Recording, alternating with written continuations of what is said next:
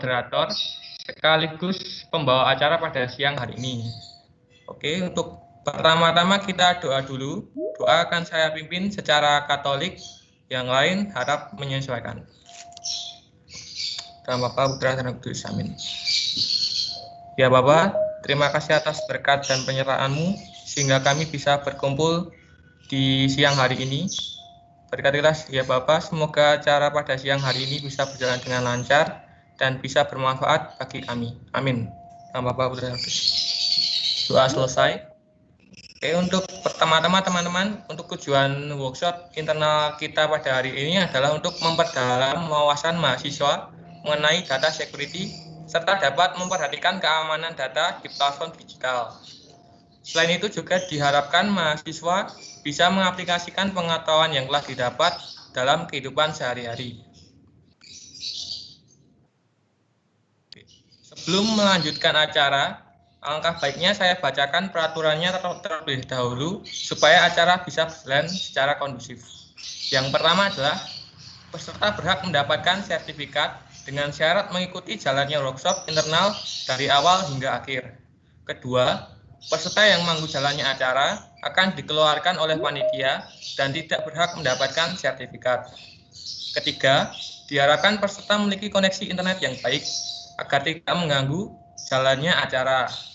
Apabila terjadi gagal koneksi, bisa menghubungi Yolanda Agustin di nomor WhatsApp 089 970 17881. Keempat, peserta diwajibkan menonaktifkan suara agar tidak mengganggu jalannya acara. Kelima, apabila ingin memberikan pertanyaan, dipersilakan menuliskan pertanyaan di kolom grup chat saat sesi tanya jawab dengan menggunakan format nama pertanyaan.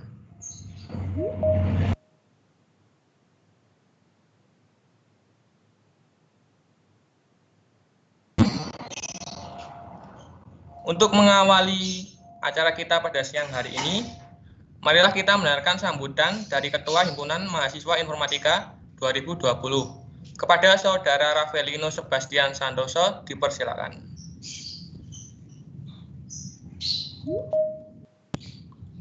Oke, baik, selamat siang semuanya. Salam sejahtera bagi kita semua. Pertama, saya ingin mengucapkan terima kasih kepada yang terhormat Bapak Martinus Maslim, STMT, selaku Ketua Program Studi Informatika, yang terhormat Bapak Joseph Erik Samudra, Eskom MIT, selaku pembicara pada workshop ini, serta para peserta workshop sekalian. Saya mewakili panitia mengucapkan banyak terima kasih kepada seluruh undangan, pembicara, serta seluruh peserta yang sudah hadir pada workshop di siang hari ini. Semoga dengan diadakannya workshop pada siang hari ini, kita dapat mendapatkan manfaat bagi diri kita sendiri maupun lingkungan di sekitar kita. Terima kasih atas waktunya dan mohon maaf apabila ada salah kata. Selanjutnya waktu saya kembalikan kepada moderator. Terima kasih. Oke, terima kasih kepada Saudara Ravelino atas sambutannya. Nah, selanjutnya adalah sambutan dari Ketua Program Studi Informatika, Bapak Martinus Maslim, STMT. Kepada Bapak Martinus, dipersilakan. Oke, terima kasih kepada moderator. Yang saya hormati Pak Erik selaku pembicara dalam workshop kali ini. Yang saya banggakan juga mahasiswa semua peserta workshop, dan saya berterima kasih kepada Himaforka yang telah mengadakan workshop ini. Saya rasa workshop kali ini adalah workshop yang baik ya, karena workshop ini kalau saya ngomong lagi hot-hotnya ya, karena data security ini apalagi di masa digital seperti ini sangat penting bagi kita untuk mengetahui mengenai security, karena biasanya kita sebagai user kita hanya bisa menggunakan saja tanpa memikirkan kira-kira apakah apakah aplikasi yang kita gunakan atau apakah website yang kita tuju itu tuh aman bagi kita atau tidak, atau misalnya terkadang kita lupa kita menggunakan sebuah aplikasi atau sebuah website tapi kita nggak berpikir kira-kira security-nya bagaimana, sehingga kali ini adalah workshop yang tepat untuk kita mengikuti bersama-sama. Lalu terima kasih juga Pak Erik sudah mau untuk sharing nanti kepada teman-teman mahasiswa semua, sehingga harapan saya apapun jadi materi yang disampaikan oleh Pak Erik kita bisa implementasi bersama-sama ya, karena saya rasa materi ini cukup menarik ya, apalagi kalau misalnya besok kalian akan berkecimpung di dunia security, karena pekerjaan di dunia security ini adalah pekerjaan yang sulit ya. Maksudnya sulit bukan sulit dicari, tetapi pekerjaan banyak tapi resource-nya atau jumlah lulusan yang bisa di bidang security ini sedikit, sehingga ini bisa menjadi awal bagi kalian untuk belajar mengenai security. Oke, terima kasih. Saya rasa dengan pembukaan saya ini workshop data security resmi untuk diadakan, resmi untuk dibuka. Terima kasih. Saya kembalikan kepada moderator. Terima kasih kepada Pak Martinus yang telah membuka acara workshop kita internal Data Security 2020. Nah, kita untuk teman-teman untuk mengetahui lebih lanjut tentang apa sih itu Data Security, bagaimana penerapannya, maka izinkan saya untuk memperkenalkan pembicara kita pada siang hari ini. Beliau adalah Bapak Joseph Erik Samudra, Eskom MIT. Beliau menjabat sebagai Kepala Laboratorium Komputasi serta mengajar dalam mata kuliah dasar keamanan sistem. Oke, berikutnya akan dilanjutkan dengan pemaparan materi oleh Bapak Joseph Erik Samudra. Kepada Bapak Erik Samudra, dipersilakan. Ya, oke. Selamat siang ya untuk semuanya, Pak Martinus dan teman-teman semuanya. Jadi, jadi ini hari ini yang untuk workshop kali ini nanti saya yang sebagai pembicara. Ya, nanti topiknya ini apa? Jadi topiknya mungkin ya kita ada berhubungan dengan keamanan data juga, tapi agak nyeleweng sedikit. Yaitu kita akan berbicara sedikit tentang game. Yaitu apa? Keamanan dalam video game. Terutama kali ini kita konsennya adalah ke PlayStation. Jadi yang saya ceritakan nanti apa? Yang saya ceritakan nanti itu bagaimana mulai dari PlayStation 1 sampai 3 itu kok bisa dibobol. Maksudnya dibobol itu gimana? Jadi sekarang bisa memainkan game bajakan. Nah, jadi mungkin kalau dari sisi praktek penggunaannya atau apa mungkin nggak ada, tapi lebih ke cerita. Tapi harapan saya ya ini ada menjadi tambahan pengetahuan aja dan semoga cukup menarik untuk diceritakan. Ya, oke. Jadi kalau kita ada share dulu yang screen 2.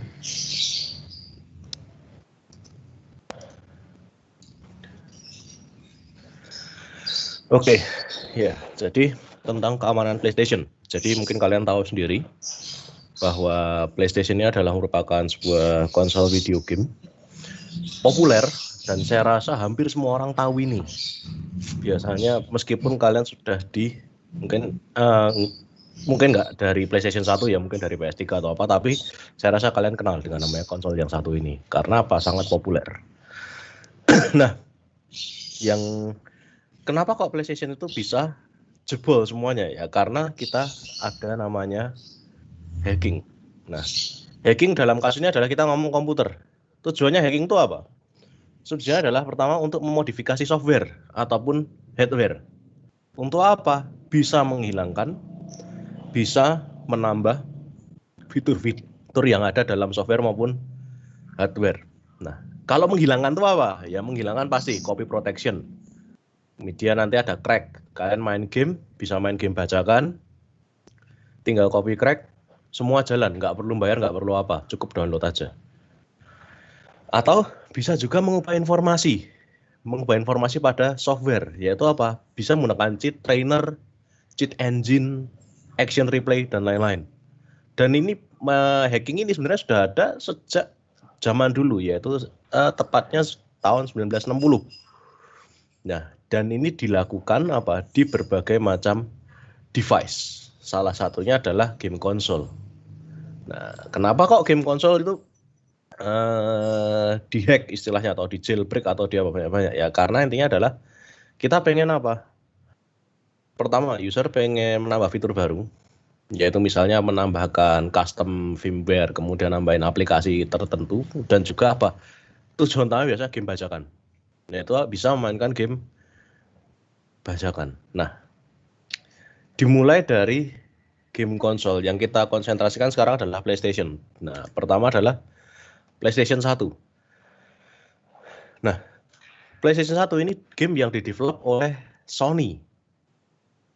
Dan ini dirilis tahun 1994.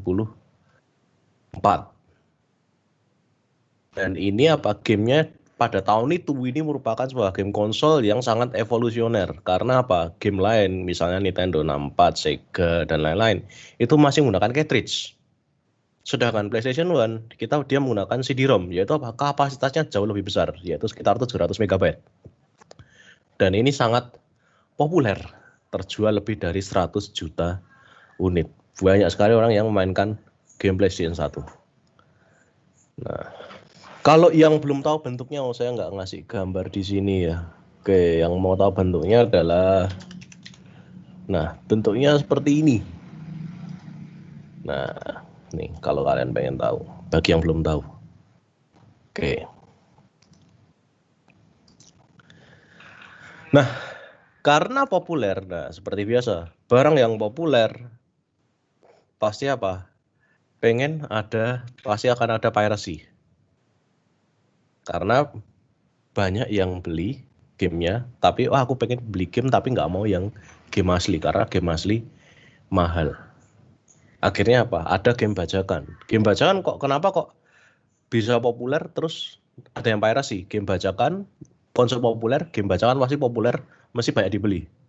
Bisa download ataupun dibeli. Kalau di Indonesia waktu zaman itu mesti apa? Mesti beli gamenya. Beli gamenya harganya gimana? Jauh lebih murah daripada beli game asli. Nah, sehingga apa? Sehingga muncul metode-metode yang bisa dilakukan supaya apa? PlayStation 1 itu bisa memainkan game bajakan. Tapi sebelumnya apa? Sony pun sebenarnya sudah memprediksi ini, sehingga apa? Sudah mengimplementasikan pencegahan piracy. Yaitu apa? Dari sisi CD-nya sendiri sudah diprotek, sehingga nggak bisa di backup, meskipun pada akhirnya tetap bisa, karena waktu itu Sony untuk di era ini masih belum memiliki pengalaman ya. Pertama kali dia membuat game konsol, sudah tahu aware tentang security keamanannya, tapi masih belum ada pengalaman. Kemudian ada proteksi konsol dengan multiple region. Jadi regionnya PlayStation itu ada US, EU, Japan, Korea, Cina yang sekarang ini. Nah, jadi maksudnya apa? Ketika game ini misalnya, aku beli game region US, biasanya nggak bisa dimainkan di region yang berbeda. Nah, kemudian untuk CD gamenya sendiri itu tetap bisa di backup di komputer, tapi bisa di backup di burn. Tapi ketika di burn ke CD, dimasukkan ke konsol, PlayStation itu bisa mendeteksi itu bukan CD original ya, maksudnya nggak bisa di backup itu seperti itu. Jadi nggak bisa benar-benar cloningan 100% mirip kayak CD game aslinya PlayStation. Nah, karena apa? Pada CD-nya PlayStation itu, dia memiliki satu fitur, yaitu namanya wobble groove. Nah, wobble groove ini gimana? Nah, ini untuk mendeteksi CD asli atau bajakan. Jadi ketika pemain nyalain PlayStation, masukkan ke CD, ketika kali PlayStation ngebut, jadi booting itu apa? Ketika dinyalakan.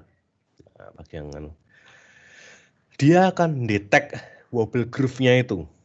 Berisi apa? Isinya adalah region. Pertama region, di mana X-nya ini adalah, dulu ada 3 ya, maksudnya ya 3, A, E atau I, American, Europe atau Japan.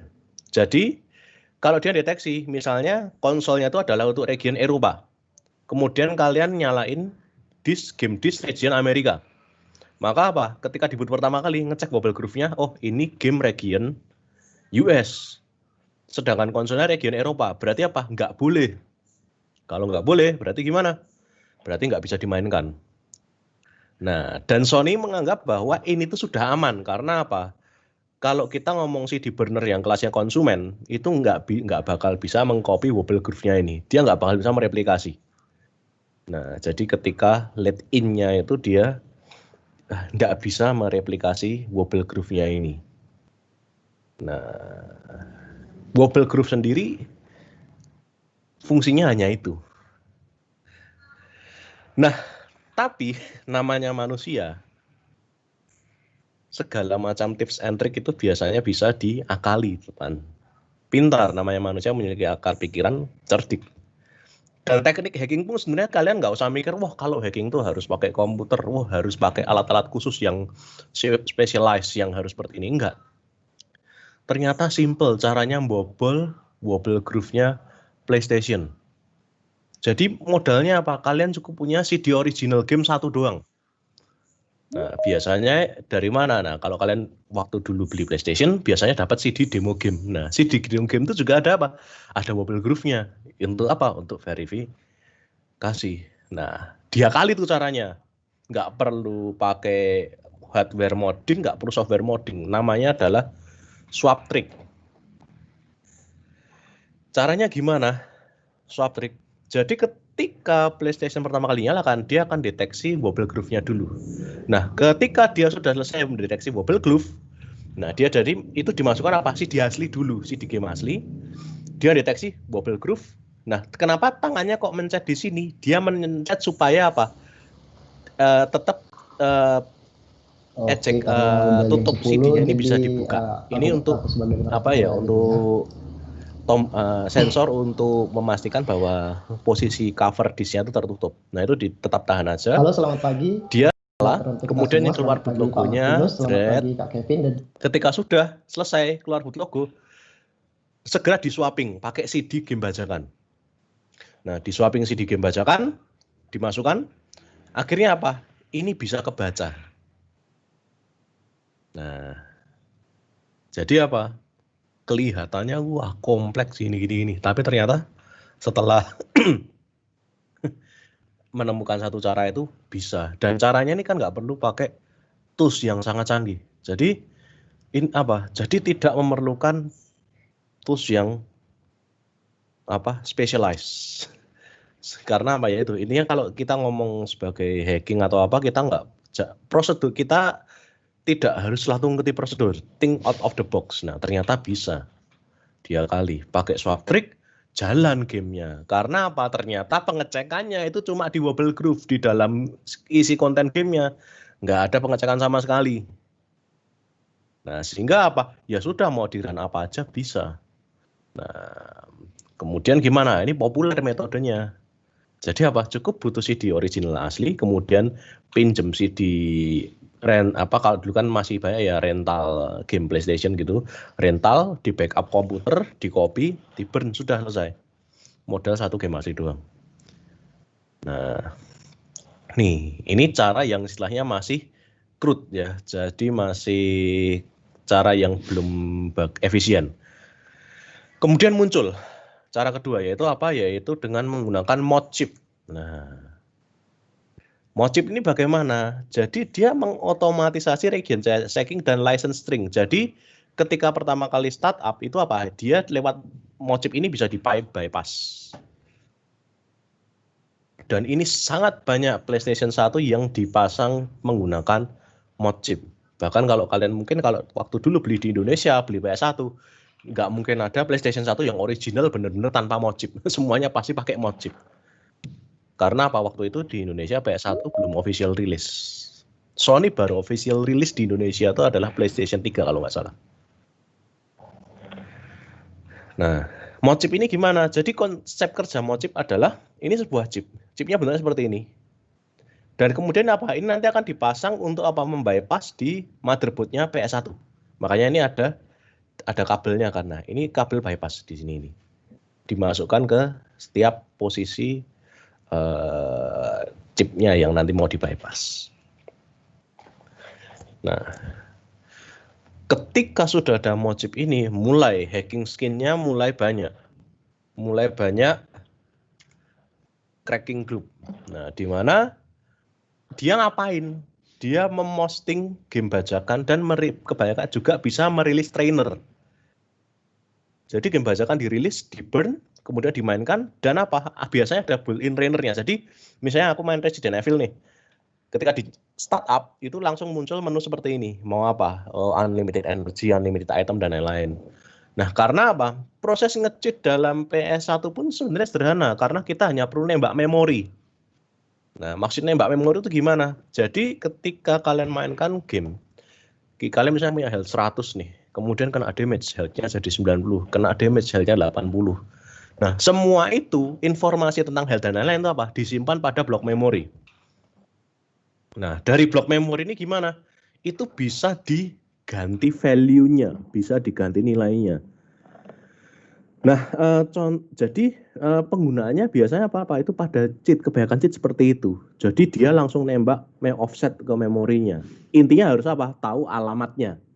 Ketika kalian tahu alamat posisi memorinya, tahu nilai value-nya, ya sudah, berarti kalian bisa merubah itu.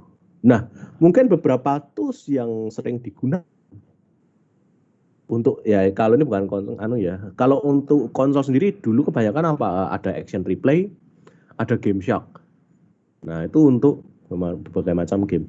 Kemudian kalau komputer sendiri gimana? Nah, biasanya toolsnya kalian bisa langsung download trailer atau apa? Menggunakan ini namanya cheat engine. Nah, cara kerja cheat engine itu seperti apa? Jadi cara kerjanya adalah kita akan bisa bisa mengcompile, bisa mencari nilai-nilai dalam alamat ini. Jadi yang pertama apa? Kalian perlu buka nih prosesnya dulu, apa yang mau dibuka.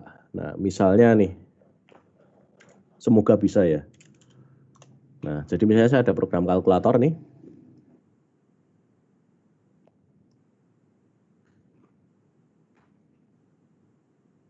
Dibuka. Nah, misalnya aku nyari, ya kemudian apa? Caranya orang mencari cheat atau misalnya kodenya mau masuk alamat-alamat itu apa? Gimana?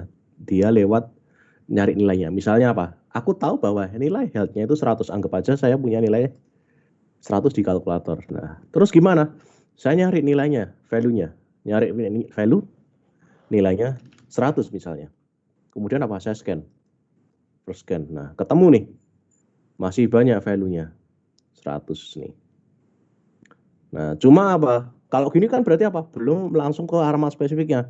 Sekarang saya ganti lagi. Saya mau, sekarang misalnya ini anggap aja nih kalkulatornya adalah game ya. Health-nya 100, kemudian kena damage. Sekarang jadi 90. Nah, next scan-nya gimana? Sekarang nilainya adalah 90. Kemudian scan lagi. Jret, keluar. Nah, kalau ini nggak bisa, ya karena ini binary untuk Microsoft Store. Nah, tapi apa? Intinya ketemu 90, nanti keluar lagi address-nya 90 semua. Nah, kemudian setelah itu apa?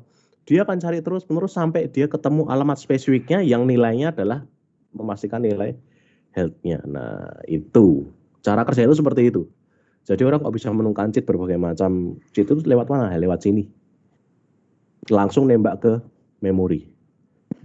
Nah, kalau game offline gimana? Bisa itu. Cuma game online bisa nggak? Bisa. Cuma apa? Tinggal kalian dideteksi oleh anti cheat atau enggak. Itu aja sih intinya. Karena kalau game online pasti ada manajemen untuk anti cheat-nya. Yaitu ada DRM-nya. Nah, dan lain-lain. Nah, seperti itu. Jadi modelnya itu seperti itu. Bagaimana cara cracker atau hacker itu menemukan cheat-nya. Nah, biasanya seperti itu. Jadi mulai banyak cracking group bermunculan, posting game bajakan, restrainer. Kenapa kok bermunculan? Ini berlomba-lomba. Nah, dulu yang paling banyak waktu PS1 Callisto, kemudian Paradox dan Bad. Nah, ini tuh sebenarnya kelompok ini sudah cukup memiliki pengalaman. Nggak hanya di langsung PS1 kemudian belajar ya, enggak. Tapi apa? Sebelumnya dia adalah hacker atau cracker. Dia apa? Bermainnya di komputer zaman dulu yang terkenal tuh Amiga. Nah, makanya kan ini ada Bad Amiga Domination. Ya karena ini dulu kerjanya di Amiga. Ada software Amiga, di-patch, dibaca, buat software atau membuat. Oke, jadi dengan ada emojip tadi, otomatis apa? Enable banyak grup, mulai ada cracking scene. Nah, memposting game bajakan, memposting trainer, memposting cheat, dan lain-lain. Tujuannya apa? Ya kan pertama ada dua tujuan sebenarnya kalau orang rilis seperti ini. Pertama dia pengen tenar. Oh ini loh, grup yang ngerilis banyak sekali game. Atau kedua apa? Untuk ke uang. Dia menjual alat itu kemudian bisa dia menghasilkan uang. Tujuannya dua itu sebenarnya. Ya, pamer untuk uang atau uang. Nah, jadi dia merilis trainer dan game. Dan ini berlangsung cukup lama. Sampai apa? Tiba-tiba 1998. Yaitu game yang baru rilis nggak bisa dijalankan di mod chipnya. Jadi orang sudah beli 998 rilis game. Loh tiba-tiba kok ini nggak bisa dimainkan. Biasanya muncul apa? Muncul pesan ini. Software terminated, console may have been modified. Nah, terus call nomor telepon ini. Nah, itu apa? PlayStation mendeteksi dari mana? Bukan dari hardware lagi. Karena kalau kita ngomong hardware, itu nggak mungkin bakal ada patch lagi, patch hardware. Dalam waktu yang singkat. Nah, jadi nggak mungkin nanti PlayStation 1, versi 1.1, 1.2 nggak ada. Karena kita ngomongnya hardware itu sudah dianggap bisa dipastikan tuh pasti permanen. Konfigurasinya pasti seperti itu. Nggak bakal bisa dirubah-rubah. Nah, makanya apa? Sony mainnya sekarang nggak di hardware.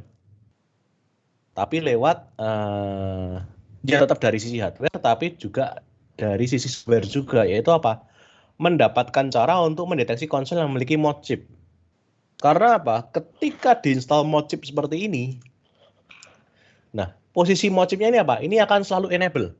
Jadi kalau kita ngomong tadi pakai wobble groove-nya itu kan apa? Dia ngeceknya adalah ketika ya di wobble groove-nya gitu. Ketika main game dia selalu setelah itu apa? Off karena apa? Dia nggak membaca wobble groove-nya lagi. Nah, tapi kalau mod chip ini gimana? Ini akan selalu enable meskipun ketika sedang menjalankan game. Nah, ini bisa dideteksi. Makanya apa? Ketika dia deteksi adanya pengaksesan region dan lain-lain secara enable secara terus-menerus, berarti apa? Itu pasti konsol memiliki mod chip. Nah, jadi apa? Bisa kedeteksi. Nah, tapi apa? Ya itu hacker skin sama developer ya dari si Sony ini apa? Ini udah kayak kucing sama tikus.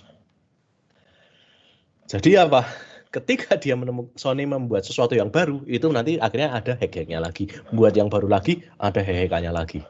Selalu seperti itu. Dan ini berlangsung sampai sekarang. Nah, ya, mod chipnya apa ya ini? Stealth 28A mod chip. Bedanya apa sama yang awal? Ya fungsi-fungsinya sama, cuma bedanya adalah ketika sudah melakukan autentikasi, jadi apa? Membypass wobble groove-nya tadi, setelah itu apa? Deactivate cheat-nya. Sehingga apa? Deteksinya Sony ini sudah nggak jalan lagi sekarang akhirnya. Nah, itu. Tapi selain dari deteksi ini ada apa? Ada lagi proteksi lainnya sebenarnya, yaitu apa? Yaitu disebut dengan lip crypt. Jadi isinya apa? Lip crypt ini adalah kunci 16 bit. Jadi disimpan pada CD game bagian subchannel. Jadi pas bagian subchannelnya itu, dan karena apa? Karena subchannel bagian CD writer yang rumahan itu juga nggak bakal bisa nge-write itu bagian subchannelnya. Nah, ada 4 metode, yaitu LC1 sampai LC4. Jadi apa? Pertama, sekarang tambahan fitur security. Ketika game jalankan, ngecek apakah CD-nya bajakan atau enggak. Setelah itu akan mencoba mendekrip kuncinya. Nah, kuncinya di mana? Disimpan di subchannel. Nah, kalau kita nge-burn game biasa, pakai CD burner rumahan, lip crypt-nya ini nggak bakal bisa jalan. Karena apa? Nggak ke-burn. Karena tidak bisa CD rumahan, CD-ROM rumahan. Nah, jadi apa? Gamenya sekarang nggak bakal jalan. Tapi apa? Bisa nggak diakali? Tetap bisa. Jadi game itu bisa tetap jalan. Tapi apa? Sekarang harus di-crack, yaitu apa? Memodifikasi gamenya tersebut. Bukan sesuatu hal yang sulit, apalagi untuk cracker yang berpengalaman, apalagi yang cracker yang kebanyakan dari timnya ini dia sudah memiliki pengalaman mulai dari Amiga, Commodore, kemudian Atari dan lain-lain. Nah, sehingga apa? Sehingga itu bukan hal yang sulit, cuma apa? cuma hanya menambah satu step lagi aja. Jadi apa? Nambah waktu.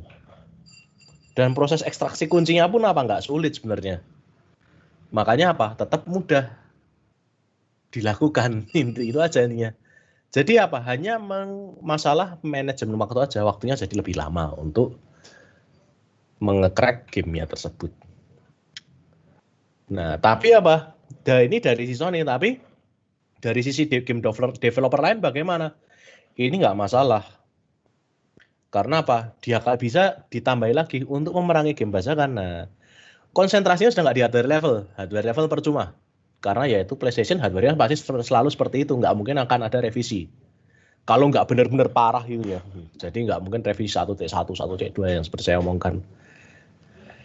Nah, memerangi bajakan konsentrasinya di software level. Dan ini diimplementasikan oleh si game developer itu sendiri. Yaitu apa? Contohnya adalah nih. Jadi Spyro the Dragon 3. Nah, jadi Spyro the Dragon ini developernya ini dia ngapain? Dia bisa mendeteksi apa? Mendeteksi bahwa gamenya itu illegal copy. Jadi ada tambahan proteksinya. Proteksinya apa? Menggunakan CRC. Jadi setiap game file itu dikasih CRC. Setiap fungsi. CRC itu apa? CRC itu adalah Cyclic Redundancy Check. Tujuannya apa? Untuk mengkomparasikan atau membandingkan apakah nilainya sesuai atau enggak. Jadi ini saya sudah buka webnya. Nah, tujuannya apa? Misalnya nih, anggap aja ini adalah game code, misalnya game code, ini value-nya adalah A1. Maka nilainya berapa? Kalau ketika kita kalkulator, misalnya CR8, nilainya adalah ini, 0B100. Nah, ketika game file tadi dimodifikasi, kan mau nggak mau kan, karena tadi ada libcrypt-nya. Maka apa? Misalnya kita modifikasi saja, tambah aja titik A di sini. Padahal cuma nambah titik. Kalau mungkin kita manusia, nggak hampir mirip, nggak ada apa-apanya. Nah, ketika di CRC, ini 0B110 ya. Sekarang kita kalkulator lagi. Nilainya pasti berubah. Nah, jadi kalau dilihat, ini ya, tanpa titik, nilainya seperti ini. Kalau hanya tambah titik saja, maka nilainya otomatis berubah. Nah, tuh. Nah, dari sini gimana tuh value-nya sudah jelas berbeda, apalagi ini value binary gitu kan. Nah, dari sini maka apa? Itu yang gamenya developer ini yang Spyro the Dragon, dia bisa mendeteksi bahwa itu ada cheat, ada hack-nya. Nah, jadi kemudian apa? Ketika dia muncul pertama kali dia ngomong sama So, nah ini muncul nih, I'm sorry, you seem playing hack version of this game. This may be illegal copy. Nah, since this copy have been modified, you may experience some kind of trouble. Nah, jadi dia kali. Jadi ketika pemain ini memainkan versi game hack-hackannya, bisa jalan kan nggak? Bisa. Cuma apa? Nanti tiba-tiba misalnya lawan bos tiba-tiba ke teleport sendiri. Kemudian bahasanya bisa berubah-ubah sendiri. Perancis, Jerman, Inggris, Jepang, dan lain-lain. Kemudian nanti apa? Save-nya nggak jalan. Kemudian bahkan bisa menghapus save gamenya si Spyro tadi. Nah, itu error karena apakah gara-gara cheat atau enggak? Memang karena diprogram sama developernya supaya seperti itu. Jadi gamenya apa? Unplayable.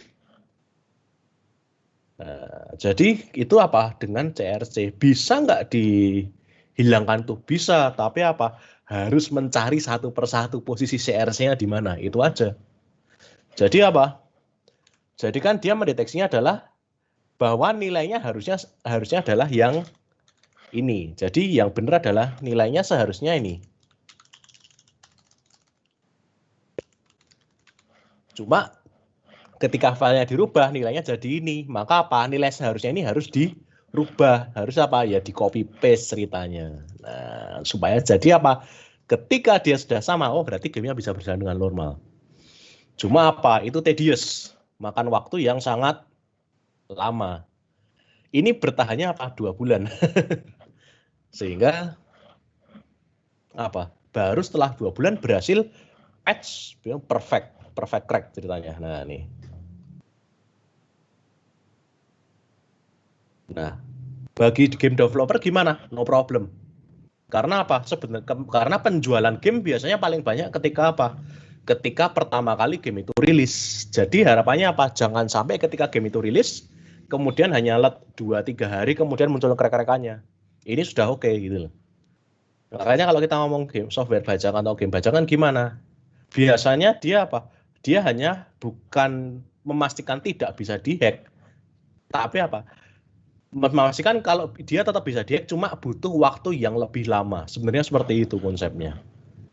Jadi kalau sudah 2 bulan rilis gimana? Ya sudah, penjualannya juga sudah nggak setinggi penjualan pertama. Beda kasus kalau penjualan pertama baru hari pertama sudah tiba-tiba sudah ada crack-crackannya. Nah itu baru ada efeknya, itu jadi rugi nanti. Prosesnya apa tadi cukup lama karena apa? Reverse engineer. Jadi apa? Ini ada nilai-nilai hex. Ini apa? Dikomparasikan satu persatu. Nah, padahal buat software game sendiri berapa ratus ribu line of code gitu kan. Nah, makanya apa? Baru 2 bulan baru berhasil mempatch gamenya 100% jalan. Nah, itu dan ini apa ya sudah seperti itu PlayStation 1. Tidak ada perubahan apa-apa karena apa? Kita sudah nggak bisa dari sisi hardware sudah nggak bisa, dari sisi dia sudah seperti ini. Akhirnya apa? Tetap jalan, akhirnya apa? Sampai rilis iterasi berikutnya yaitu PlayStation 2. Jadi ini memegang rekor sebagai konsol dengan penjualan terbesar sampai sekarang 150 juta lebih. Sangat populer. Peningkatannya apa? Sangat banyak, sangat tinggi dibandingkan dari PlayStation ke PlayStation 2. Nah, jadi peningkatannya kalau dari PS2 ke PS3 gitu ya ada peningkatan tapi nggak signifikan. PS3 ke PS4, PS4 ke PS5 itu dari sisi graphical ya ada peningkatan tapi nggak terlalu signifikan. Nah itu aja. Nah ini sangat signifikan karena apa? Dari sisi hardware dan performa dari computing powernya apa? Jauh lebih besar PlayStation 2. Nah, dan apa? Sony sudah belajar sekarang. Peningkatan keamanan dari pembajakan, yaitu belajar dari PS1. Nah, PS2 sendiri kemudian apa? Beralih dari CD menggunakan DVD sekarang. Karena apa? Kapasitasnya yang lebih besar. Nah, meskipun ada juga game PS2 yang masih menggunakan CD. Nah, jadi ini juga sama, memiliki wobble groove, wobble sector. Atau disebut dengan sekarang watermark. Tidak bisa di-copy menggunakan DVD writer biasa. Karena dia ada di bagian dalamnya itu. Nah, isinya apa? Isinya adalah ini game data, ini adalah watermark-nya. Nah, watermark-nya ini apa? Ini berisi kunci. Kunci apa? Untuk mendekrip isi dari gamenya PS2. Jadi game datanya ini apa? Terenkripsi. Jadi enkripsi itu apa? Proses untuk menyembunyikan data. Nah, jadi kayak kalau kunci mau supaya aman apa? Dikunci. Jadi nggak bisa dibuka. Nah, kalau buka perlu apa? Perlu kunci. Nah, kuncinya ada di mana? Ada di watermark-nya ini. Ada di wobble-nya. Sehingga apa? Ketika PS2 selesai ngebut, dia apa? Membaca wobble sektornya, kemudian dia membaca decryption key-nya, kemudian apa? Gamenya di decrypt menggunakan kuncinya tadi. Nah, sehingga apa? Game itu bisa berjalan. Jadi ketika ini di-burn bisa nggak? Bisa. Cuma apa? Berarti yang ke-burn hanya game datanya doang. Watermark-nya nggak ke-burn. Berarti apa? Dia nggak punya kuncinya. Nah, kalau nggak punya kuncinya berarti gimana? Ya sudah, nggak bakal bisa dijalankan gamenya. Jadi masih sama ya. Cuma bedanya apa? Sekarang game datanya dienkripsi. Bedanya itu sama PS1. Namun apa? Sami mawon atau sama aja, yaitu apa? Muncul nih, tetap muncul mod chip. Namun masih belum dalam arti canggih. Maksudnya canggih itu gimana? Ini mod chipnya dijalankan, cuma harus pakai bantuan CD juga. Jadi ini ya, bahkan ada manualnya nih. Nah, nih. Jadi modelnya dia colokkan ke USB, kemudian menjalanin CD-nya ini dulu, setelah CD-nya jalan, baru nanti di-swap. Dan ini masih hanya bisa bekerja menggunakan CD doang. Game PS2 yang berupa CD, yang bukan DVD. Kalau game PS2 yang DVD, dia nggak bisa. Ya karena biasa, awal-awal kan. Awal-awal masih belum sempurna. Nah, kemudian dari PS2 sendiri itu sebenarnya dia memiliki sebuah chip. Ini bukan mod chip ya, tapi chip yang memang ada di PS2. Namanya apa? Namanya adalah Mechacon. Mechacon ini untuk apa? Ini tujuannya adalah mengontrol CD atau DVD drive pada PS2. Untuk apa? Untuk mencek itu apakah DVD-ROM atau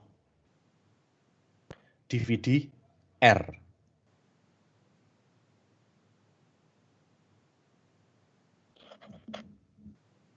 Oke, sebentar.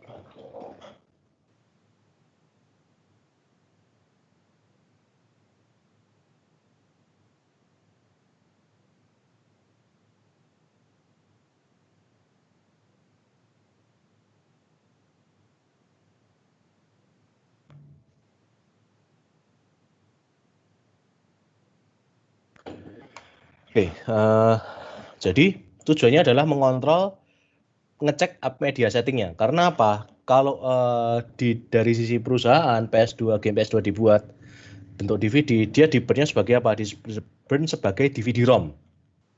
Nah, tapi kalau kita pakai DVD-RW rumahan, itu apa? Medianya disebut dengan DVD-R. Jadi ngecek apakah DVD-ROM atau DVD-R. Oh, kalau dia DVD-ROM, maka apa? Bisa dijalankan, dilanjutkan silahkan. Tapi kalau kedeteksi DVD-R, apa? Nggak bakal bisa dijalankan. Namun apa? Seperti biasa, bisa diakali. Jadi itu ya, Sony dengan hacking scene apa? Selalu kucing-kucingan sebenarnya. Pakai apa? Mempatch kabel dari mod chip ke Mechacon. Sehingga apa? Bisa di-bypass pengecekannya. Nah, jadi apa? Sudah bisa digunakan sekarang. Nggak perlu, jadi apa? DVD yang di-burn di rumah itu apa? Dengan bypass ini, dia bisa menjalankan game. Meskipun apa? Dideteksi sebagai DVD-R. Nah, itu. Jadi intinya kalau di algoritma itu apa? Harusnya itu di-if-kan atau di-or-kan gitu kan. Nah, kemudian semakin lama orang sudah semakin ngerti hardware-nya PS2 dan lain-lain, mulai muncul mod chip lainnya, yaitu apa? Bernama Messiah. Jadi ini ceritanya kayak kalau nganu kan Yesus gitu ya, penyelamat gitu kan. Nah, ini muncul Messiah. Ini salah satu mod chip yang populer dan sukses. Permasalahannya satu, masalahnya nggak gampang. Karena apa? Perlu nyolder. Dan nyoldernya nggak cuma 1-2 kabel, 20 kabel. Nah, chipnya jadi seperti ini. Kemudian apa? Disolder ke setiap bagian ini. Kelihatannya gampang, tapi nggak gampang nyolder seperti ini. Orang harus pengalaman dulu. Saya pertama kali nyolder elektronik pun nggak bakal bisa nyolder seperti ini. Harus benar-benar latihan. Karena apa? Komponennya kecil. Dan juga apa? Pengaruh suhu, kelamaan ditempelkan, dan lain-lain. Itu jadi agak susah kalau orang belum pengalaman. Nah, karena jadi itu. Tapi apa? Tetap orang tetap mau beli. Karena apa? Ya karena tadi iming-imingnya adalah kita bisa main game backup atau game bajakan. Nah, tujuannya itu sebenarnya. Nah, apalagi kalau game bajakan bisa dijual, dibeli dengan harga yang sangat murah. Nah, Sony sendiri berusaha untuk menggagalkan mod chip. Jadi apa nih? Jadi digugat perusahaan mod chipnya. Dan apa? Menang. Sony-nya menang, tapi apa? Tetap nggak menghentikan penjualan mod chip. Bahkan muncul mod chip yang lainnya. Ya, yang ini contohnya adalah modbu. Nah, ini ya. Jadi apa yang harus disolder seperti ini dan lain-lain. Nah, tuh. Dan bahkan apa? PlayStation 2 pun kelihatannya, wah, metode pengamanannya sangat aman. Tapi ternyata apa? Ternyata pakai metode swap triknya itu pun juga masih bisa. Cuma apa? Sekarang yang dihack bukan dari yang dihack adalah bukan software tapi apa? Hardware-nya, yaitu apa? Modifikasi tray-nya PS2. Jadi apa? Sekarang tutupnya PS2. Kalau ini berlakunya di yang PS2 Slim ya, yang tutupnya ke atas. Nah, jadi apa? Sensornya ini nanti di bypass dulu supaya tetap bisa meskipun dibuka masih bisa jalan. Kemudian apa? Pakai namanya nih Swap Magic ini. Nah, jadi caranya gimana? Kayak tadi PlayStation 1. CD yang Swap Magic ini dimasukkan, kemudian ketika sudah selesai masuk menu boot, dan ngecek, masukkan ke CD yang gamenya tadi, game bacakannya. Nah, kemudian apa? Bisa dimainkan. Nah, jadi tekniknya pun apa? Nggak harus kompleks, sederhana aja bisa, gitu kan. Nggak perlu merubah konsol, nggak perlu nyolder. Nah, nih. Kemudian apa? Muncul lagi. Yaitu metode baru. Yaitu disebut dengan free make bot. Nah, Mocip tuh bisa jalanin metode game bacakan tanpa ini terlalu rumit. Jadi, orang harus nyolder, harus nyeting ini. Kalau nyoldernya gagal tuh bisa merusak motherboard, konsol dan lain-lain. Nah, ini pakai free MacBoot. Yaitu apa? Dia pakai memory card. Nah, jadi kalau zaman dulu bagi yang belum tahu, PlayStation 1 dan PlayStation 2 itu kalau mau nyimpen save data itu pakai apa? Ada alat namanya memory card yang dimasukkan ke dalam konsol. Nah, memory card ini tujuannya dalam nyimpen save data, tapi Sony juga sebenarnya apa? Bisa mendesain supaya PS2 ini bisa diupdate pakai memory card. Nah, PS2 sendiri itu ROM-nya sendiri, jadi operating sistemnya PS2 itu disimpan dalam ROM. Nah, ROM-nya PS2 itu dia nggak bisa dibaca. Yang bisa dibaca. Jadi apa? Otomatis kalau mau upgrade sistem atau downgrade sistem gimana?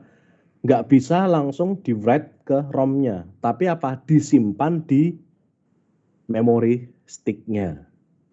Nah, ketika disimpan di memory stick, jadi apa? Sony nanti terus media perilisan update-nya pakai apa? Pakai DVD atau CD update. Nah, jadi CD-nya dimasukkan, kemudian nanti dia ngupdate-nya kemana? Memory card. Nah, ketika PlayStation-nya dia sudah diupdate, yang diupdate apa? Bagian memory card-nya. Jadi PS2-nya nanti baca memory card, oh nemu file update, ya sudah itu dijalankan lewat memory card. Nah, jadi kalau dia dicopot memory card-nya gimana? Ya balik lagi ke versi yang sebelum diupdate. Nah, jadi makanya apa? Sudah diceritakan seperti itu, cuma nggak jadi. Karena apa? Mudah untuk di bypass. Oh, aku udah update software paling baru ini, udah ada anti bajakannya. Memory card-nya copot, percuma. Nggak bakal bisa jalan. Nah, free MacBoot ini, dia tapi apa? Nggak bisa jalanin game bajakan. Karena memang sudah disetting, hanya bisa jalanin .elf binaries. Jadi itu kalau di Windows itu kayak .exe-nya, itu kan ceritanya. Jadi dia nggak mau menjalanin game bajakan. Ya memang karena tujuannya ini adalah untuk fungsi-fungsi lain, misalnya untuk emulation, untuk media-media yang lain dan lain-lain. Namun muncul ESR untuk apa ada? Jadi itu kayak program di free MacBoot, dia ada hacking skin lain, dia membuat develop software namanya ESR. Nah, software ESR ini apa? Ini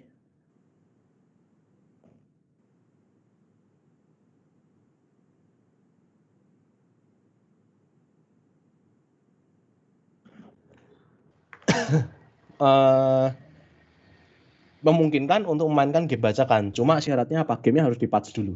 Nah, jadi gamenya di-crack dulu supaya bisa jalan di free MacBoot, baru bisa jalan. Nah, ini cukup populer, tapi ada yang lebih populer lagi, yaitu metodenya disebut dengan Open PS2 Loader. Nah, ini yang sampai sekarang dipakai. Dan ini sampai sekarang masih aktif. Nah, ini bisa apa? Ini bedanya sama free MacBoot adalah dia bisa menjalankan game yang tidak dimodifikasi. Bisa bentuk DVD ataupun bisa bentuk ISO dan bisa dari USB eksternal. Jadi enak banget. Orang mau main game nggak perlu beli CD-nya, tinggal gamenya semua ada di hard disk, bisa dicolokkan, ditancapkan, selesai. Langsung dimainkan ISO-nya.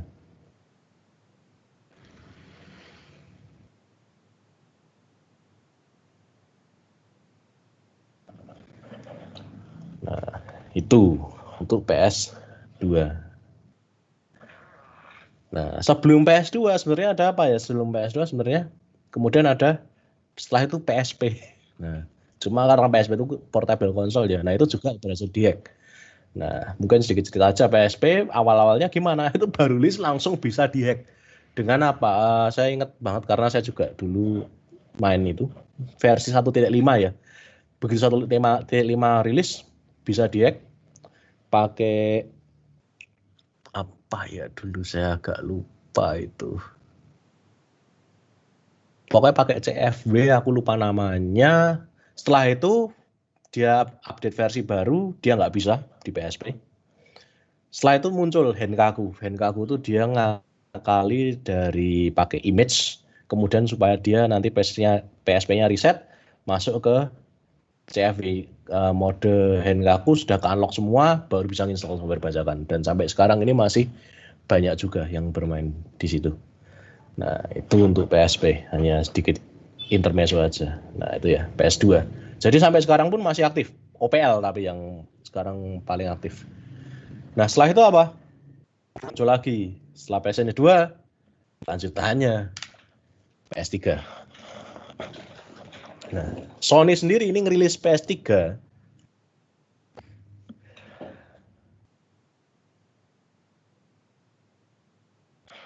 itu pada tahun 2006.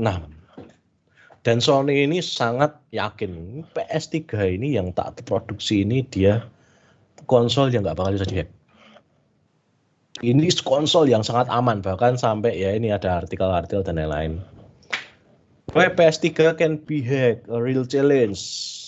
Nah, dan seterusnya bahwa PS3 memiliki proteksi keamanan yang sangat canggih sehingga apa dihack pun susah. Bahkan apa dia ya memang benar pada saat itu memang itu dia sangat bagus implementasinya. Sampai apa bahkan Xbox yang baru rilis itu gak cuma pakai firmware patch dari CD itu sudah berhasil dijebol. Sedangkan PlayStation 3 belum. Nah, karena belajar Sony, dia belajar terus 2006 baru 2009 let 3 tahun ada seorang apa ya hacker / cracker dan apa ya ilmuwan lah ceritanya, namanya George Hot, posting nih di blognya bahwa apa PS3 ini sudah terlalu lama aman, ini harus bisa saya hack. Nah, jadi ini ya real challenge, the PS3 has been hacked on the market for over 3 years and it yet to be hacked. Time for that to change. Jadi saatnya PS3 untuk dihack. Nah, jadi Sony sendiri apa? Jadi ketar-ketir. Karena apa? George Hotz bahkan menemukan caranya, yaitu apa? Menggunakan metode ini. Jadi ketika PS3 pertama kali dirilis, itu dia ada fitur namanya adalah install other OS. Jadi memungkinkan PS3 itu untuk menginstal sistem operasi Linux. Nah, sehingga apa? Selain untuk game konsol, dia juga bisa apa? Untuk personal komputer. Dan orang sangat suka dengan fitur itu. Karena apa? Selain game konsol, dia otomatis bisa juga sebagai komputer. Nah, karena basisnya Linux, nah, kalian tahu sendiri bahwa apa? Linux itu open source. Ketika Linux open source, berarti apa? Semua kode bisa diakses. Semua tools yang ada di Linux bisa diakses. Dan bisa untuk apa? Nah, ini sebagai media untuk apa? Untuk mendapatkan exploit dari PS3. Nah, jadi ketika si Hot ini mulai bekerja, mulai deh nih dia pakai Linux. Kemudian lihat nih, oh ini loh, fungsi-fungsinya ketemu nih sekarang, beberapa fungsi yang ada di PS3. Diposting lagi di blog, I know some function name. Nah, kemudian apa? Berita itu pastilah nyebar ke Sony, wong sudah namanya era internet.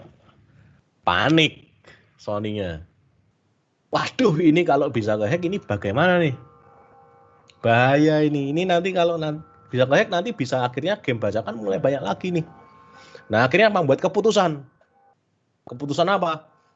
Update firmware yang baru yang versi 3.21 fiturnya yang install other OS dihilangkan. Nah, dihilangkan dan apa? Ketika si Sony itu menghilangkan fitur install other OS dihilangkan, banyak orang yang nggak seneng, marah-marah. Karena apa? Itu adalah salah satu fitur di PS3 yang menarik. Bahkan kalau kalian mau tahu, bahkan Departemen Pertahanan US itu menggunakan cluster PS3 untuk menjadi superkomputer. Kenapa? Karena lebih murah dan PS3 bisa nginstal Linux. Nah, sehebat itu PS3. Jadi jangan salah gitu kan. Jadi kalau kalian pernah lihat fotonya, oke, saya tunjukkan aja.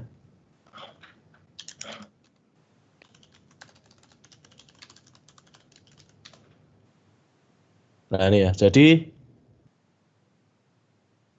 di militer ini dia menciptakan sebuah superkomputer. Dia menggunakan PS3. Nah, nih. Superkomputer dari PS3. Cuma apa? Ini PS3 yang fat. Karena apa? Yang begitu rilis yang PS3 Slim, dia sudah nggak ada fitur untuk install other OS. Yang bisa hanya PS3 fat. Yang generasi awal. Nah, ini ya, jadi banyak sekali cluster PS3 bisa. Kenapa? Ya tadi harganya jauh lebih murah daripada beli superkomputer. Nah, keputusannya si Sony gimana? Ya ini membuat orang jadi nggak suka, misuh-misuh gitu kan. Apalagi orang yang manfaatkan itu. Dan apa?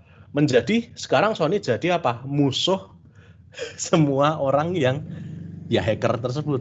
Nah, dari sisi hacker juga nggak seneng. Ini Sony nggak fair nih. Wong jelas-jelas di video promosi, ketika rilis video promosi PS3 ada fiturnya disebutkan bahwa dia bisa nginstal Linux. Wah, akhirnya apa?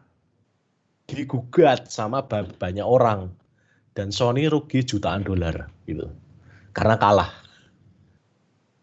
Karena apa? Ya tadi Sony menjadikan fitur, tapi fiturnya akhirnya dihapus. Jadi apa?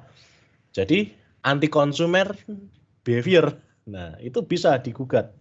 Rugi jutaan dolar dan sampai sekarang pun Sony harus bayar itu. Sampai sekarang loh, bayangkan.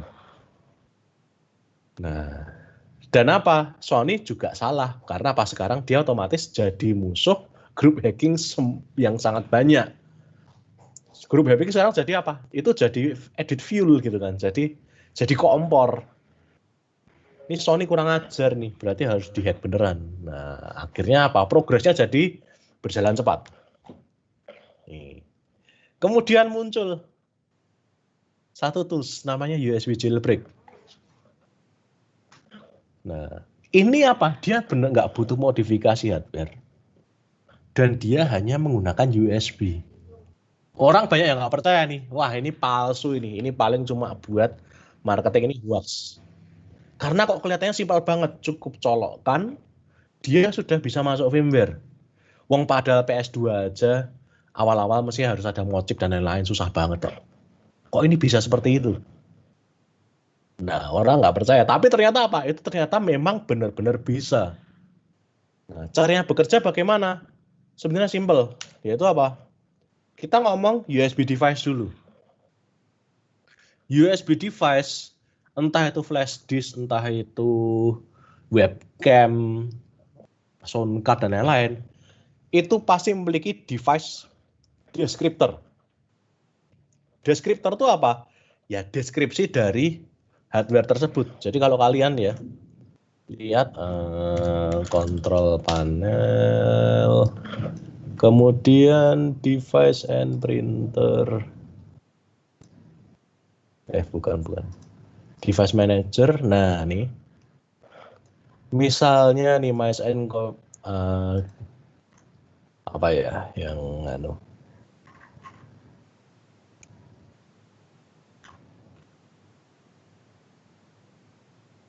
nah, di stripe aja misalnya seperti ini. Kemudian kita properties, kemudian ada details. Nah, jadi di sini ada, ada vendor ID, ada lain-lain. Nah, ini ya. Semua di sini ini adalah isi dari device descriptornya. Nah, ini ya. Display name, kemudian manufacturer, parent, physical device, dan lain-lain. Dia bisa tahu semua. Nah, jadi apa?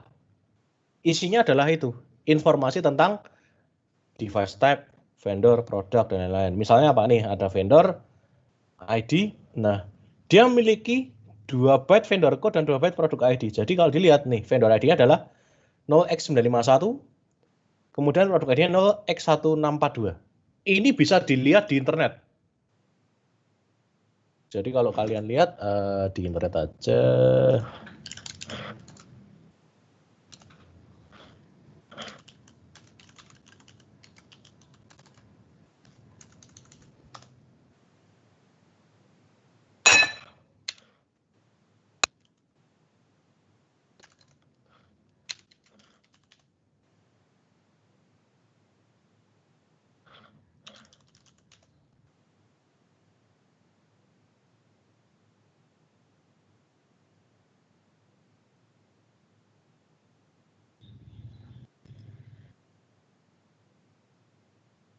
Coba saya ada enggak ya?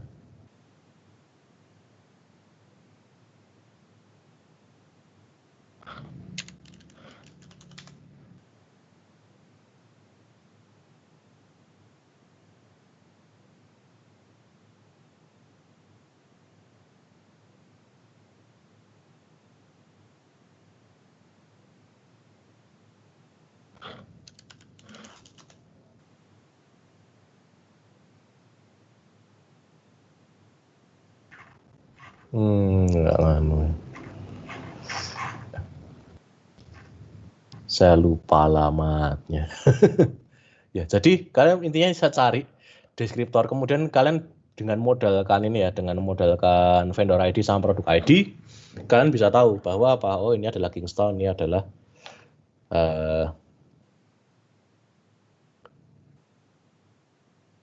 video device-nya USB dan lain-lain. Nah, kenapa kok ini penting, device descriptor itu penting? Karena ini berhubungan dengan cara dia ngehack jailbreak-nya tadi pakai USB. Yaitu apa? Sebelumnya sebenarnya tahun 2008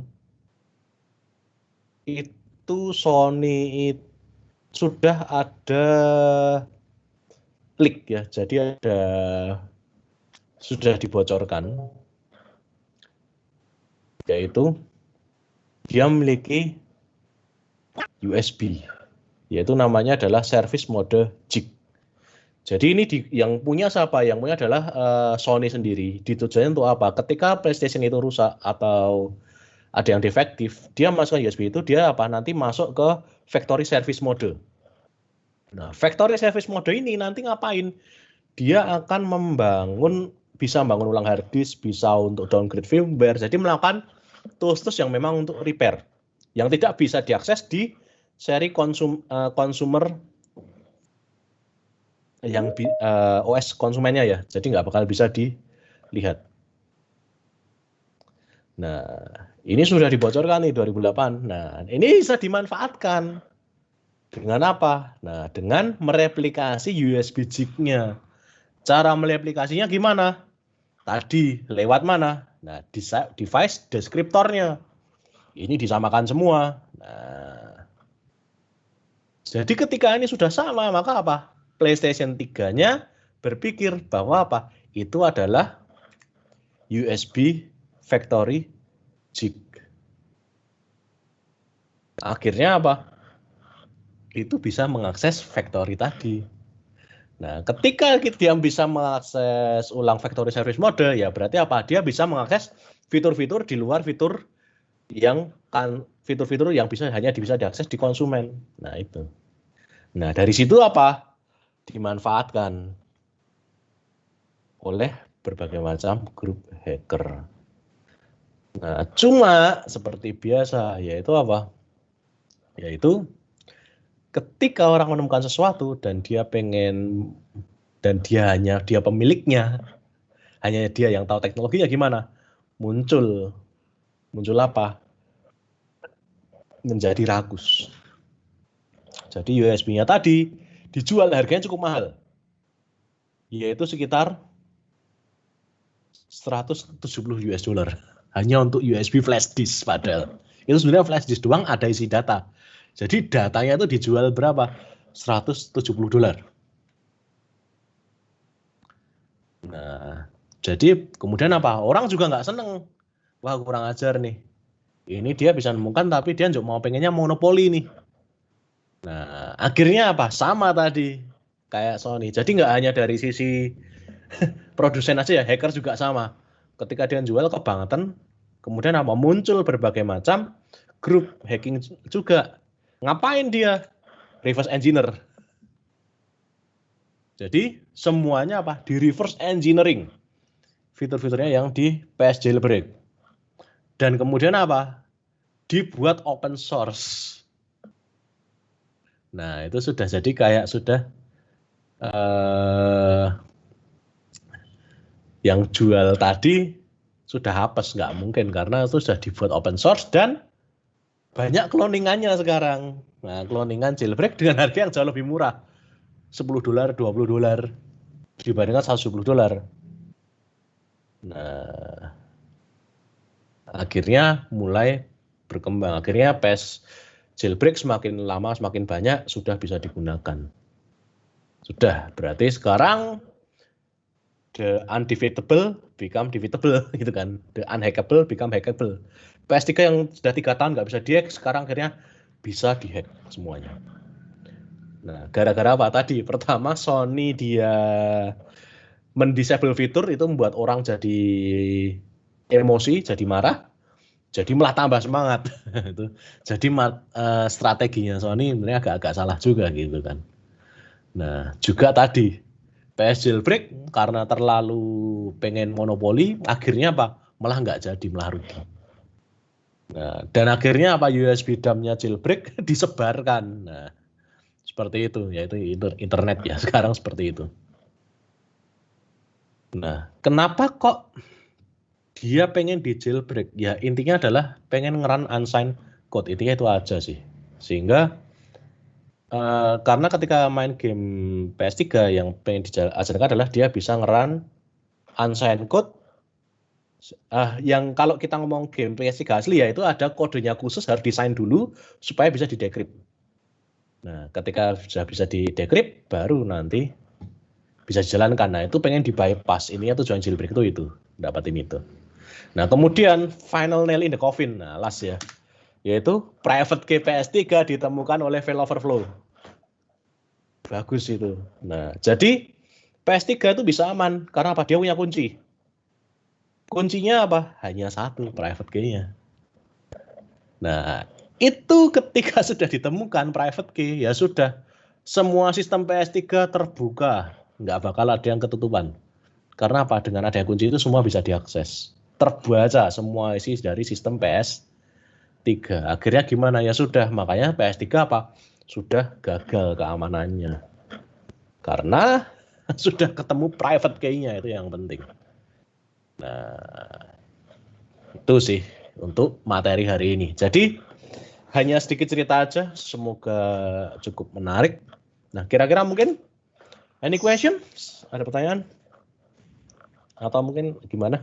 Saya ngikut aja. Oke, terima kasih kepada Pak Erik atas pemaparan materinya. Nah, bagi teman-teman yang mau bertanya mungkin bisa langsung lewat chat aja ya. Untuk formatnya itu nama, strip, pertanyaannya. Bisa langsung aja teman-teman yang mau bertanya.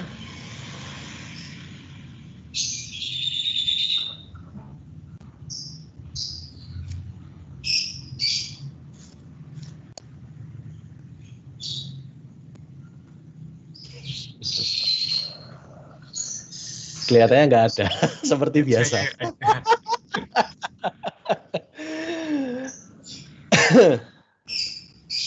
Mungkin saya coba bertanya dulu, Pak.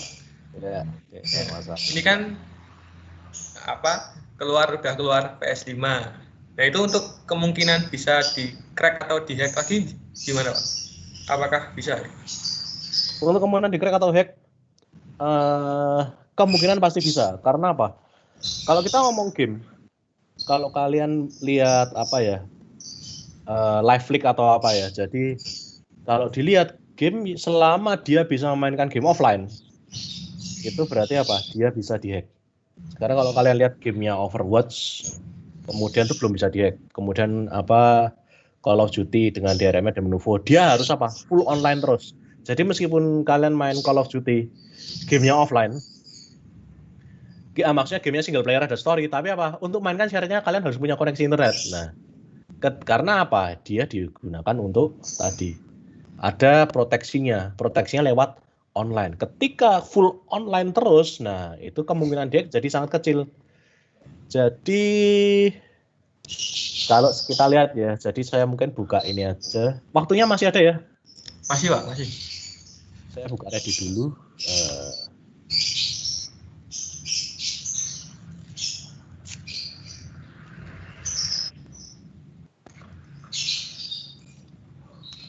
Karena kalau pakai Reddit di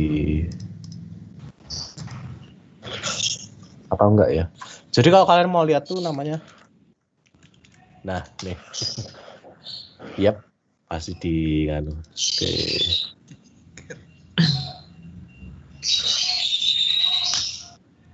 Salah. Nah ini ya. Jadi kalau kalian lihat, nah, nih.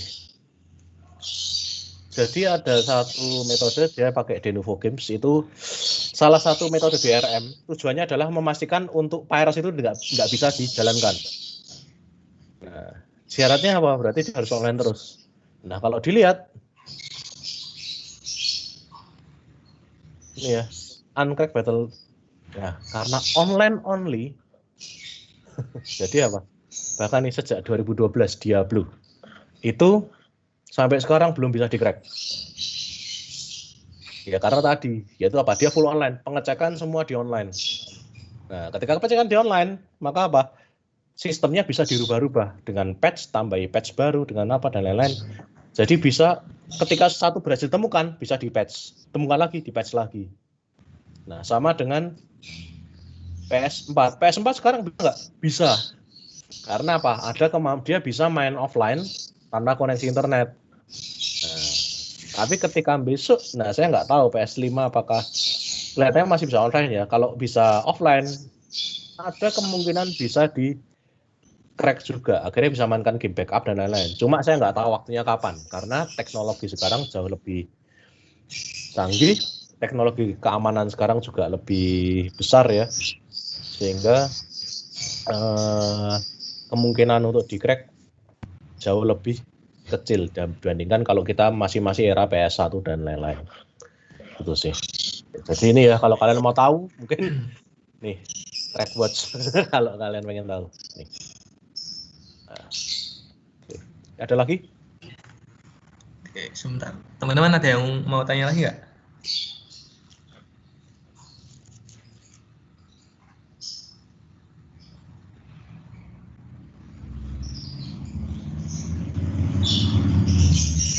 Oh ya, ini ada Filbert, silakan. Ya. Bisa on cam kalau mau on cam. Halo, Pak, saya mau bertanya, Pak. Ini kan ada grup-grup hacker tuh yang menghack game itu, Pak, yang PS1 seperti Paradox, Callisto. Nah, itu Pak, itu mereka ditangkap nggak, Pak? Kalau enggak, itu kenapa nggak bisa ditangkap ya, Pak? Oke, ditangkap atau enggak? Pertama, ada yang ditangkap, ada yang enggak. Jadi jadi Sony itu pernah mencoba menangkap itu, dan kelihatannya kalau nggak salah ada yang berhasil. Tapi kebanyakan biasanya nggak berhasil tangkap. Karena apa? Pertama, posisi lokasi dari grup hacker sendiri itu, lokasi spesifiknya nggak tahu. Karena apa? Dia merilis hanya online. Dan biasanya apa? Identitasnya selalu disembunyikan. Jadi kalau kita ngomong yang tadi ya, yang USB jailbreak tadi ini,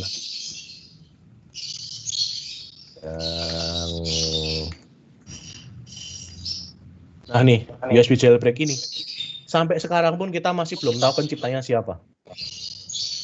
Karena apa? Benar-benar anonimus. Nah, jadi posisinya pun jadi susah. Jadi ada yang berhasil ditangkap, ada yang enggak. Tapi meskipun berhasil ditangkap, biasanya tetap ada grup-grup lain yang akan merilis itu juga akhirnya. Jadi intinya sama aja. Dan caranya dia menyembunyikan gimana? Ya pertama dia bisa menyembunyikan IP, pakai IP yang berbeda, bisa pakai VPN rilisnya. Kemudian dia biasanya kalau hosting di lokasi negara yang memang hukum privasinya nggak ada. Jadi bukan hukum privasi sih, yang hukum IT-nya masih jarang. Jadi kalau kalian lihat kebanyakan yang ilegal tuh biasanya dari mana sih? Dari server yang Rumania biasanya. Karena di sana privasi itu nggak ada yang dikatakan privasi. Kamu mau apa data apa aja ada. Itu sih.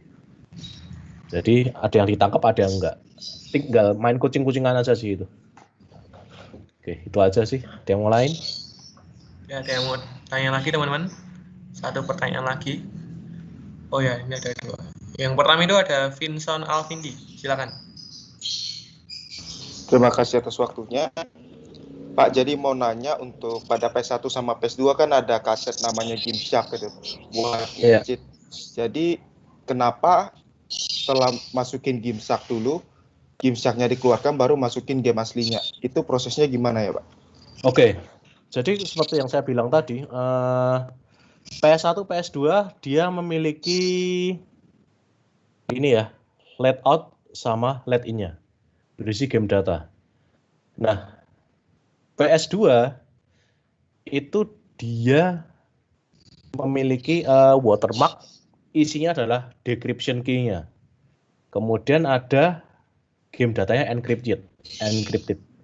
Nah, untuk cara kerjanya sendiri saya kurang begitu tahu, tapi yang jelas dari metodenya ini yang pakai swap disk ini CD-nya ini berisi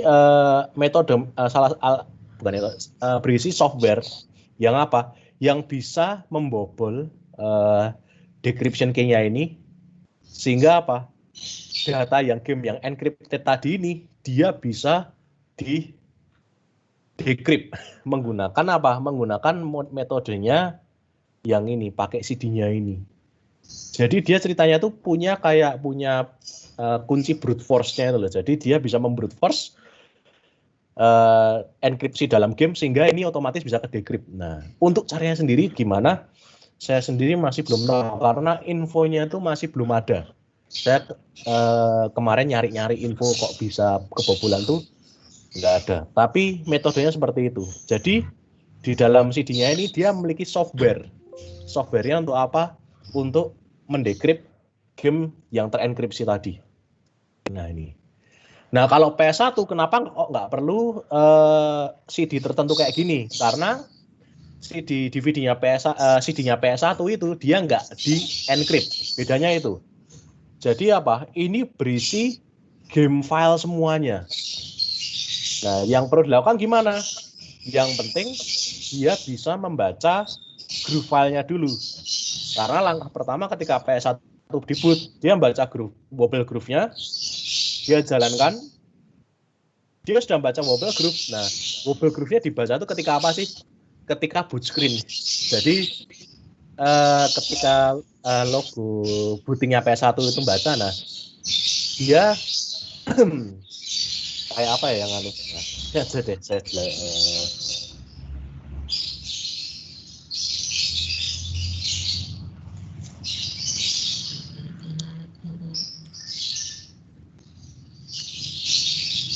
nah nih. Jadi ketika dia muncul ini,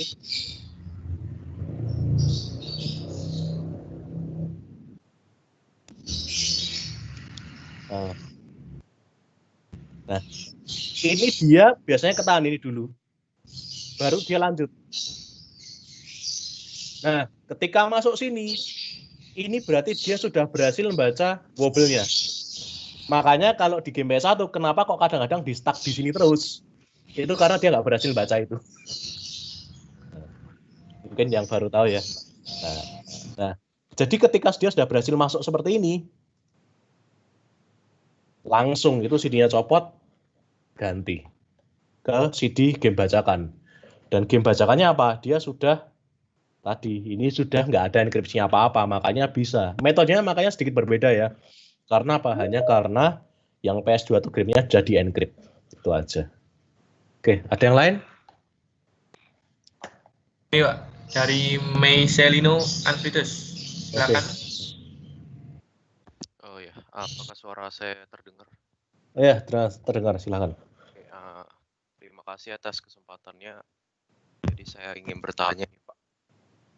Ya. Pertanyaan saya mungkin lebih ke gamenya sih Pak. Bagaimana game itu bisa di-crack? Nah, untuk di era sekarang ini kan rata-rata game itu sudah format digital ya Pak. Lebih populernya begitu. Dan sekarang udah banyak yang mengandalkan ya embel-embelnya itu multi platform gitu Pak, bisa cross playing gitu Pak.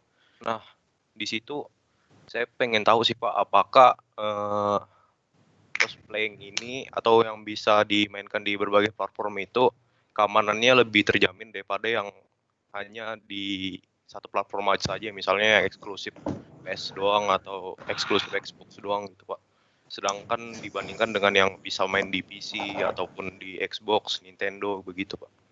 Lalu kalau boleh bertanya lagi Pak, mungkin agak di luar konteks yang PlayStation. Nah, kalau di PC itu kan ya dari dulu sih Pak, gimana ya? Kadang ada berita game, misalnya dulu yang paling saya ingat itu Dragon's Dogma itu Pak. Itu rilisnya tahun 2015 ya kalau nggak salah. Nah, itu baru rilis besoknya sudah terbajak Pak. Itu kenapa ya bisa sangat secepat itu Pak? Terima kasih. Oke, ya, pertanyaan yang pertama mungkin dari sisi closed platform ya. Nah, jadi gini, game itu entah dibuat di closed platform atau enggak, dia bisa dibaca atau enggak itu sebenarnya tergantung pertama tergantung algoritma DRM-nya.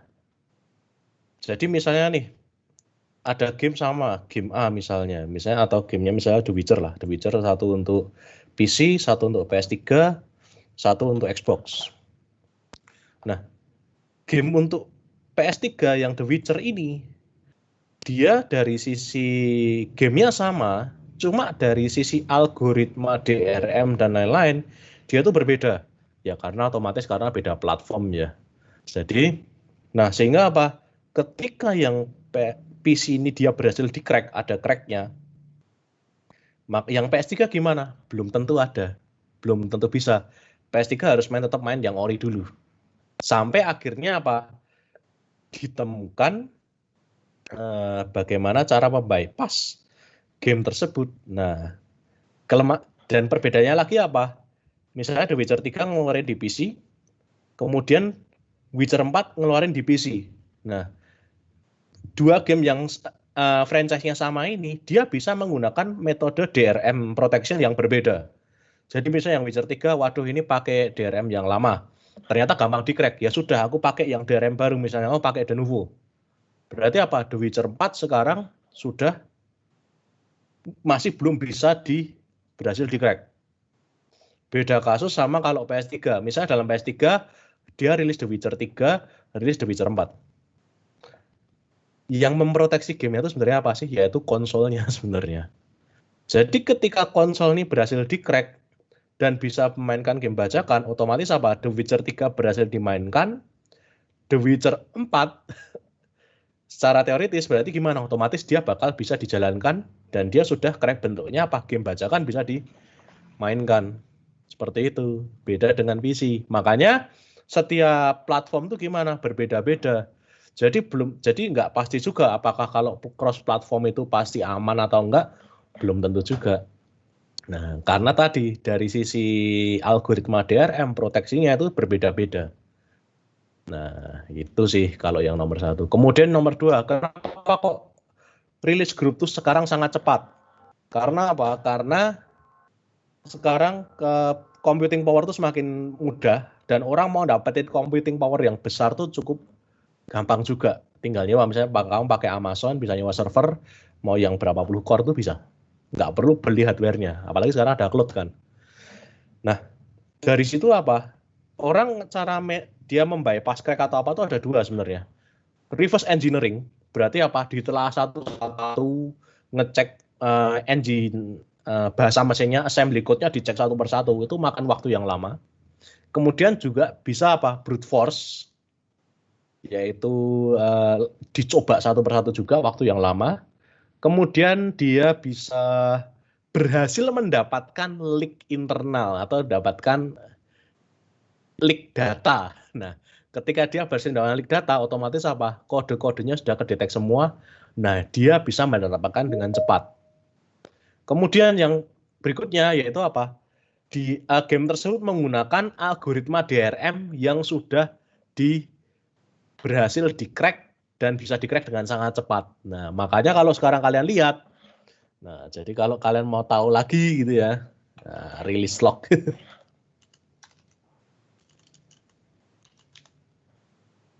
Nah, mungkin kalian tahu dengan grup ini biasanya. Makanya apa? Dia bisa mendapatkan game dengan cepat. Meskipun sekarang apa? Sekarang game-game yang kelasnya AAA itu juga nggak bisa dapetin dengan cepat ya. Kalau dilihat nih ya, game-game AAA seperti apa Call of Duty atau apa biasanya belum berhasil di crack. Nah, cuma waktu dulu ketika dulu belum ada algoritma baru, perusahaan game itu hanya menggunakan algoritma DRM yang sudah ada dan itu sudah berhasil diretas, sehingga akhirnya meskipun dia sudah berhasil diretas, akhirnya ketika rilis dia tahu oh ini pakai DRM-nya yang versi lama nih, ya sudah langsung keluar. Makanya baru sehari pun gimana sudah tiba-tiba udah ada crack-nya. Itu sih alasannya itu. Oke, jadi gara-gara algoritma DRM yang out of date. Oke, itu sih. Oke, ada yang lagi atau nggak tahu ada? Sudah, Pak. Saya rasa ini terima kasih buat teman-teman yang udah ngasih pertanyaan yang bagus sekali. Ini karena waktu kita yang terbatas dan kita sudah sampai di penghujung acara, maka pertama-tama saya ucapkan terima kasih kepada Pak Erik karena telah berkenan untuk menjadi pembicara pada acara pada hari ini, serta teman-teman yang sudah bergabung dalam acara pada siang hari ini. Nah, untuk penutupan teman-teman, kita akan ada sesi foto bersama. Nah, diharapkan untuk semua peserta bisa on cam ya. Nanti biar untuk memudahkan panitia dalam presensi. Untuk panitia bisa disiapkan terlebih dahulu model fotonya.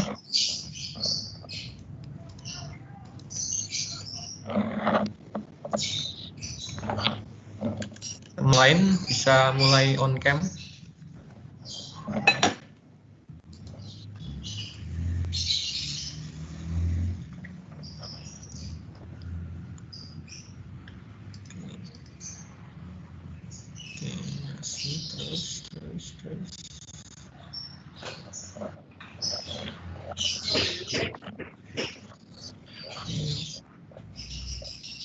Teman-teman panitia apakah sudah siap?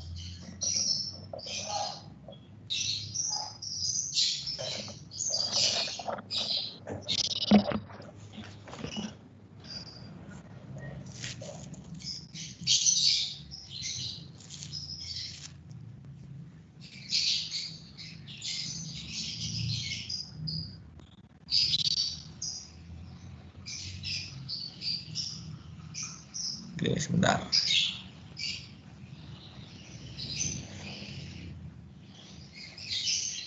Oke, bisa semuanya siap-siap bergaya dulu.